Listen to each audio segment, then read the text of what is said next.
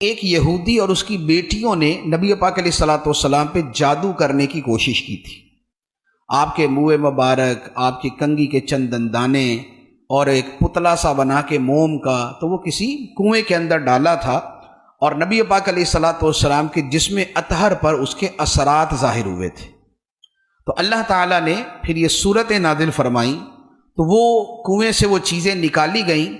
یہ دونوں صورتیں پڑھیں، 11 آیتیں ہیں، ایک میں 6 آیتیں ہیں، ایک میں 5 آیتیں ہیں، 11 آیتیں۔ تو یہ 11 آیتیں جب مکمل کیں تو اس میں 11 سوئیاں تھیں، اس پتلے کے اندر 11 سوئیاں تھیں۔ تو وہ سوئیاں نکلتی رہیں، جو گرہ لگائی ہوئی تھی وہ گرہ کھلتی رہی اور جادو کا سارا اثر ختم ہو گیا۔ تو جادو کے اثر کے خاتمے کے لیے ان صورتوں کا بڑا عمل دخل ہے، اور یہ افضل ترین چیزوں میں سے ہے۔ دم کے لیے یہ بہترین چیزوں میں سے ہے سورہ فلق اور سورہ ناس۔ ہمارے ہاں لوگوں کا چونکہ ذرا یقین تھوڑا سا اسی پہ ہوتا ہے نا کہ کوئی رنگ برنگی سی چیز ہو، کوئی ایسی عجیب سے الفاظ ہونے چاہیے کہ اڑتی جائے، پھریری آئے، کوئی اس طریقے سے نا، کوئی ایسی، تو اس کے اوپر زیادہ یقین ہو جاتا ہے۔ حالانکہ مسلمان کا یقین جو ہے وہ قرآن کے اوپر زیادہ ہونا چاہیے۔